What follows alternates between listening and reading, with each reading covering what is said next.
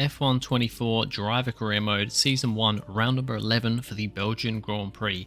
That is what we are up to in this current career mode, but to start off with, as a couple of updates actually don't come through going into this one, we have a secret meeting to go to, of course, once again with McLaren. This time we've got Andrea Stella, the team principal at McLaren, is here for the interview as well. He looks a little bit strange, I don't know what it is, but yeah, it looks a little bit creepy. But looking at the kind of Our Hopes tab here, not really a whole lot to talk about, but basically it's pretty similar to what it was at Aston Martin, a couple of % higher expectations, I guess, for McLaren, but I think we're outdoing expectations at the moment anyway, so that shouldn't be a problem. Going for another couple of parts on the car, you can see Aston Martin, we actually have the quickest engine, the best engine at the moment apparently. And as we go into this weekend, we actually have something new for this weekend and for the rest of the season. It is a new helmet. I decided to change up the helmet, unlock this one at the end of the Season 1 kind of pass thing, although I didn't actually do any of the Season 1 pass stuff. I think I will actually do that a bit more for Season 2, but yeah, just thought, you know what, let's change up our helmet a bit. I don't have the podium pass, so I'm not really unlocking anything good at all, so we might as well just at least go with that helmet. Looking at R&D here, and we've actually caught right up to the back of Red Bull now. We're pretty much right on top of them with R&D. McLaren have actually now jumped Red Bull and are up at the top of R&D on paper now. Ferrari have kind of come along with us here. Red Bull have stalled a little bit, but I'm sure they'll get a big update in the next couple of races. Mercedes a little bit further back. Then, as you can see, the pack behind us, the 5 slowest teams, they're all really cramped together as well. But currently, just like Red Bull, it is actually the RB that seems to have stagnated a bit again, and they are currently the slowest car on paper, so we'll have to see how that all pans out. But we get into qualifying here, Q1 at the Belgian Grand Prix now. Going into this one, weather.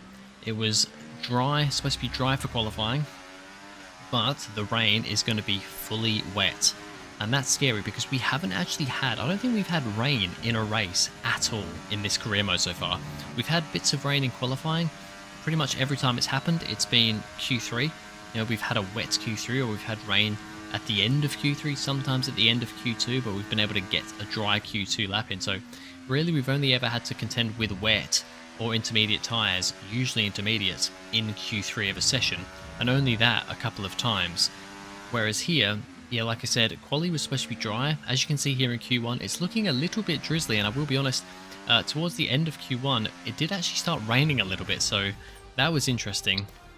But it wasn't really enough to affect much. As you can see, Alonso only just gets through. Also, Sergio Perez only just gets through to Q2 as well. Fairly standard, 2 Alpines, 2 Williams, and a Sauber, a kick Sauber of Zhou Guanyu getting knocked out in Q1.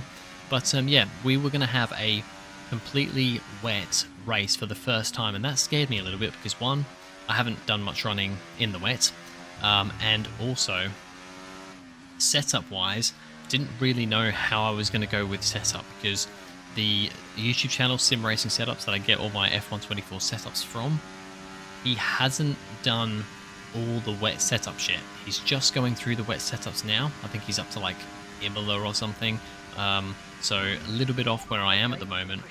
So I had to do this based on another video he did, which was converting dry setups to wet setups, but I don't really, you know, I'm gonna, once he's done all the setups, I will go through and change it.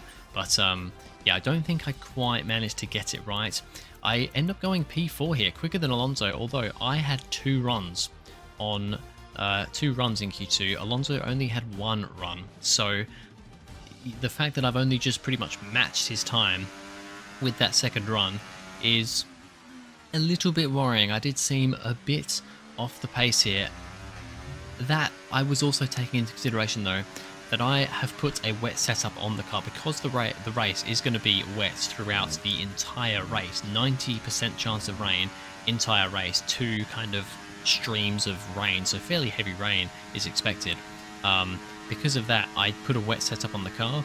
Now, the things I changed, you know, a couple of things that I could here and there within Parc Fermé for this session, but it means that we have essentially got a wet setup on the car with a few tweaks. So, for instance, the rear wing is quite, you know, got quite the angle on the rear wing because, you know, you want the most downforce in the wet as I run into the gravel a little bit there. That wasn't particularly great. Definitely not an amazing lap, this one. But yeah, so I went for like wet setup on the rear wing. You can't change the rear wing under parc ferme. You can change the front wing. So we've given ourselves, we've backed off the downforce a little bit on the front wing for this qualifying session, but the rear wing still quite a lot of downforce, which I was thinking would probably affect us in qualifying here. It's kind of a bit all over the place with how the AI are in wet conditions, and what they do with their setup in these situations. It's really difficult to know. I mean, I know in F123, for example, as I can't really remember how it worked with setups and stuff, but as it goes for like how they did in wet sessions, I remember in F123 I used to be really good in the wet sessions. Here, well, at the moment that's not really proving to be the case. We ended up qualifying P10, 6 tenths down on our teammate who's up there in P2. It is Oscar Piastri, P1 on the grid, with Sainz putting in a great performance for Ferrari. Verstappen's down in P4 and Lando Norris in P5. So yeah, we'll see what this does here at Spa.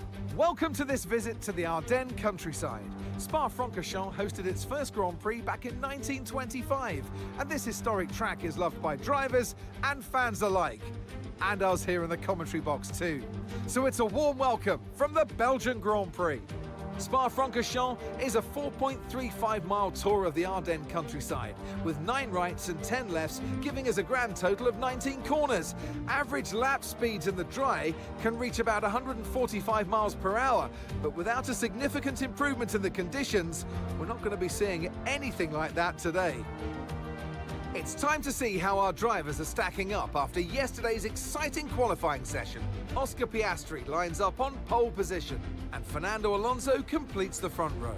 Considering the rest of the grid, we have Sainz, Verstappen, Norris, Perez, Hamilton, Russell, Leclerc, Shaw, Hulkenberg, Bottas, Ricciardo, Tsunoda, Magnussen, Ocon, Sargent, Joe, Albon, and Pierre Gasly picks up the final grid slot.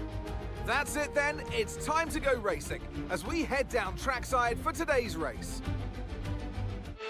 Here we go for the Belgian Grand Prix in the pouring rain. It is wet weather tyre conditions, and it is time to get underway for this Belgian Grand Prix. It is a tentative start for us, as yeah, really not used to these wet conditions in this game as of yet. And like I said, I don't really know if this setup is exactly great. We have a little bit of a run around the outside of Leclerc through turn 1, but have to concede because we just cannot get the power down.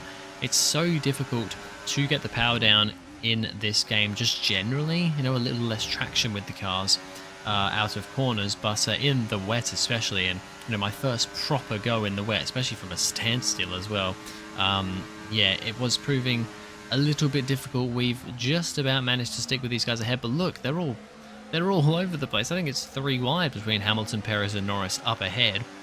Those guys are really going for it. Leclerc and Russell going side by side. We're trying to just do anything here, but can't really go anywhere. We have a bit of pressure from the cars behind as well. As these guys fighting each other, it's actually already creating a gap to the top 4. So the top 4 already streaming away a little bit, kind of in a pack of 2 and 2. Looks like Piastri and Alonso up front, then Sainz and Verstappen, then there's this massive gaggle of the rest of the field. Those guys are still 3 wide up ahead. It's absolute carnage. We're just trying to stick with them at the moment, and really it's proving difficult to stay on the road here and to get the to get everything going, to make sure we're on the brakes early enough, to make sure we're carrying as much speed as we can. The car feels very understeery around the corners, but then quite oversteery out of the corners like that there. A little bit of oversteer around that one there. And then this corner here is very difficult. It took me a while to figure out what to do with that corner. Now, one thing I was also thinking this race is, okay, well, at least with this one, probably not going to be an issue on fuel, probably not going to be an issue on ERS, because, wet weather, you don't quite use the ERS as much, you don't use as much fuel because you're not as flat to the floor. Well, as this first lap finishes, we've actually used more fuel than we've saved in regards to, like, the the fuel mix, you know, plus, it was like plus 5.6. We're down to like plus 5.1 at the end of that lap. So that's not really worked out. And ERS, which we'll see later, is also something that's getting used a lot. Now, I wanted to have a look at this this group here that we saw, the massive gaggle ahead of us. I wanted to have a better look at them. So Perez is the car ahead at the moment, but Hamilton is going to come to go alongside him as they head down the straight. Then Norris is going to duck to the inside as well. This is where we get our first 3 wide moment into this corner. This is ridiculous. Never mind in the wet, just ridiculous in general. They're still 3 wide as they head round the next right-hander. That could be a disaster waiting to happen there, but they managed to all keep it clean. And then they go into the next corner, still 3 wide. Hamilton's trying to be the car to get ahead. He's slightly ahead of them there, but now Norris, I think, has got the better line. And as you can see the 2x2 up ahead. They're still 3 wide. They're 3 wide throughout this whole section as we're just holding back behind. As we now head into the next left-hander, Hamilton has to bail out of it a little bit there. So now it's only 2 wide between Norris and Perez. And as they head down to this next corner, Perez is almost in the grass, but Norris manages to just about get ahead. That was a lot of side-by-side action in the wet there. Some great racing. By lap 3, everybody in front has settled down a bit, and look at the gap that we have now lost. We are 3.2 seconds, 3.3 seconds behind Leclerc in the space of 3 laps. We were right behind them at the end of lap 1, so really in the space of 2 laps, we have lost so much time, and we are under threat from the cars behind in the much slower cars. It's actually Valtteri Bottas in P11. Who is putting quite a bit of pressure on us now, showing that we do not have the pace here in the wet. At the front, and Piastri is leading the way still. He is commanding this lead right now. He hasn't had a win in this season yet, or in Formula 1 yet, apart from the sprint win in Qatar in 2023. He hasn't won a race in real life yet. Of course, in real life, he's just won the Hungarian Grand Prix, but we didn't have the Hungarian Grand Prix here, and he hasn't won a race this season yet. I'm not even sure if he's had a podium, to be honest. So this could be a big result for Piastri, as Hamilton is here with his teammate behind and Leclerc behind him. This is the group of cars in front of us, but Hamilton locks up, goes a bit too wide into the chicane. That lets Russell past.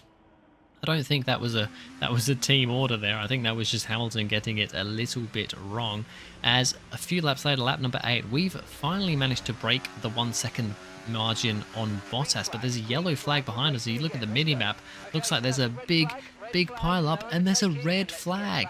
We get our first red flag of this race.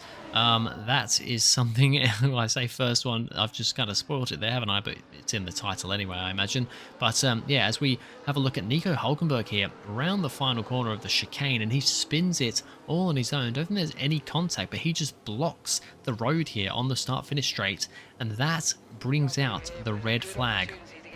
And that means we're going to get going once again here in Spa for our next foray into the world, as we get a start from, once again, P10. But this time we don't get quite as good of a start. Bottas gets alongside us, but then we're going to try and go around the outside of Hamilton now, who's not had a very good start. Leclerc has had a really good start. He's gone past, or almost gotten past, both Mercedes. He's passed Hamilton. He's now alongside Russell. Looks like they're going to go side by side up a Rouge node. Leclerc just slots in front.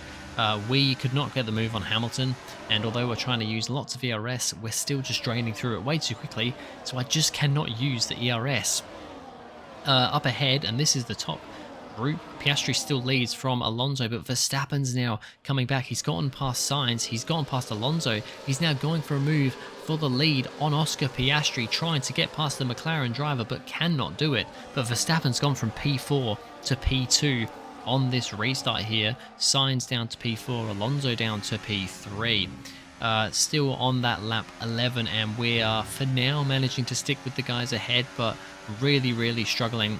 We gained a little bit more pace before that red flag came out, but now we've got to make it all happen again. And Russell ahead locks up, goes into the gravel. I think he's kept it out of the wall, but he's in the gravel on this first lap after the restart. And here we go, just locks up the front wheels. I think it was front left there, might even have been both front wheels, and he's off into the gravel. So he comes to join the track, and there's a Sauber as well. There's a Sauber of Zhou Guanyu also off there. As we see, he also locks up and goes off and does the exact same thing that Russell does, just going off in sympathy, I think, there for Zhou Guanyu.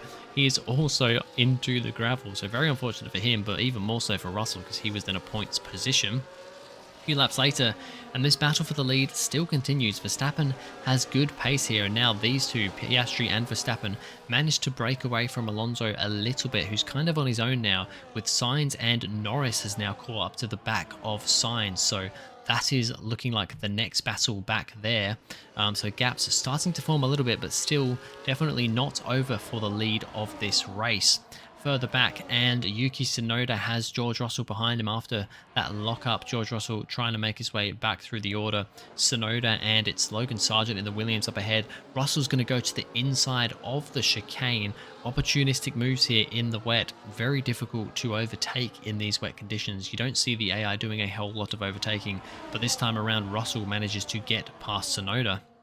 And then we have the car ahead of him of Logan Sargent trying to make a move on Pierre Gasly, the ever underperforming Alpine, once again not doing very well as Logan Sargent tries to go round the outside. They're going to be inside, then outside once again for the next corner, and he's going to keep it round the outside and try to get Ocon into the next corner, but he doesn't. Unfortunately, cannot quite get past the, Gasly, cannot get past the Alpine of Gasly. A few laps later, and we're managing to stay with the guys ahead better than we were in the first stint, but we're still losing time to them. As you can see though, the gap between us and Bottas is a bit bigger now, as now there's yellow flags up ahead of us. What has gone on here? There's Norris, there's Sainz in the middle of the road, and there's another red flag. There it is, our second red flag of the race because of a Ferrari and a McLaren in the middle of turn 1.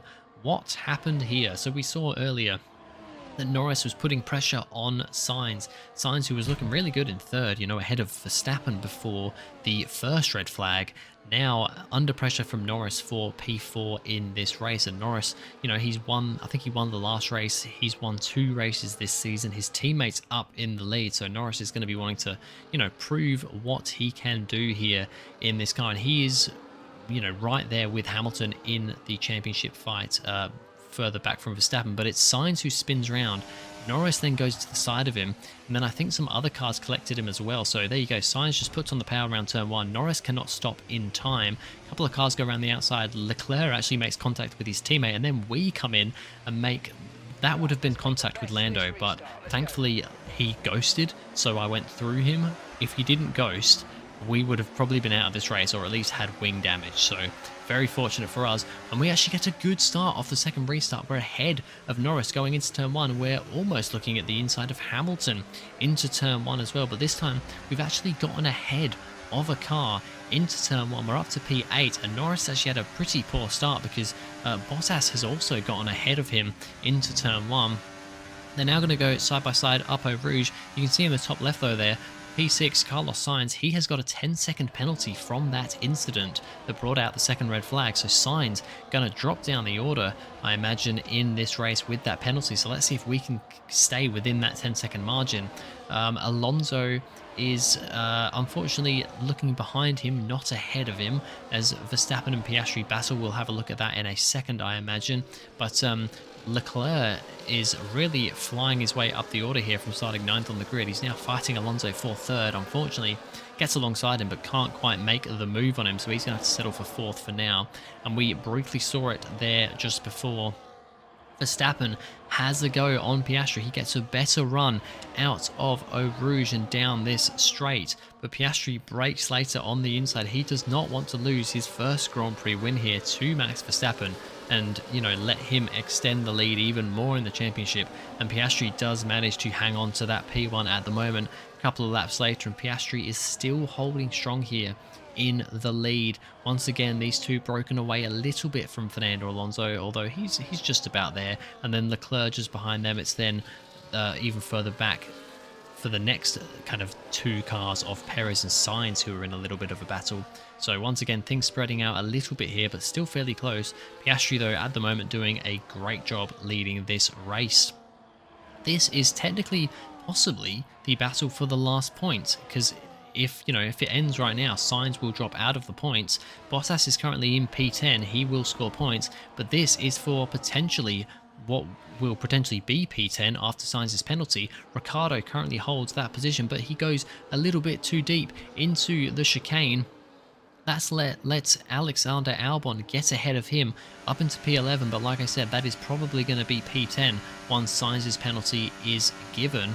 We are still under a bit of pressure now from Lando Norris behind because he's quicker than us. We know all these guys are quicker than us in this race, in these conditions. We just don't have the pace in the rain.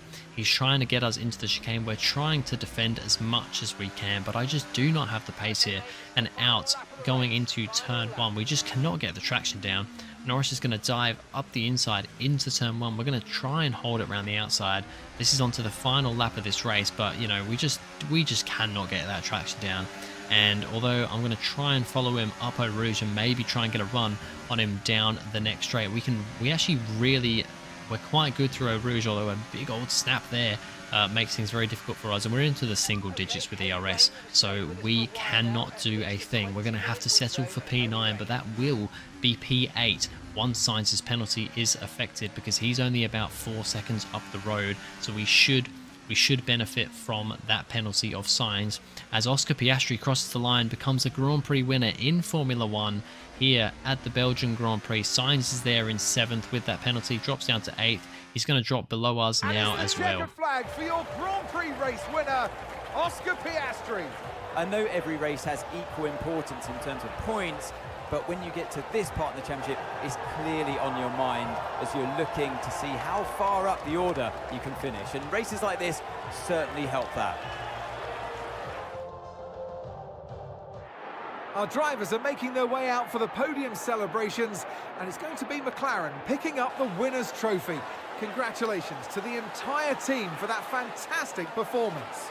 Oscar Piastri is the newest race winner in Formula 1. He wins the Belgian Grand Prix, the very wet, first wet race of Season 1 on this game. He wins the race. Max Verstappen comes up to get P2 in the end, and Fernando Alonso is on the podium once again in P3. So still doing good stuff for Aston Martin when we unfortunately had by far our weakest weekend of this season so far. We were way off the pace. I mean, you can see fastest lap wise, Alonso's fastest lap was a 56.8. Our fastest lap was a 57.8. We are pretty much there, with just a little bit quicker than Bottas. So our lap times were not good. Sainz ended up falling to 13th, so he fell out of the points. Bottas and Albon pick up the last 2 points paying positions. Verstappen still extends his lead because he beat Hamilton and Norris. He's now 76 points ahead of Lewis Hamilton. Norris 3 points behind Hamilton now, as we're on 128 points, 2 points behind Norris, and Alonso's only 8 points behind us now, so things getting very close. Piastri also moves up a couple of positions as well, and we're still in second in the championship, but it is once again still very close between Aston Martin, Mercedes and McLaren, with Red Bull not that far ahead either. So to be honest, Constructors Championship could go any way. But anyway, that's going to be it for this video, guys. Thank you very much for watching. If you enjoyed, please go ahead, like and subscribe, and I will see you guys in the next video.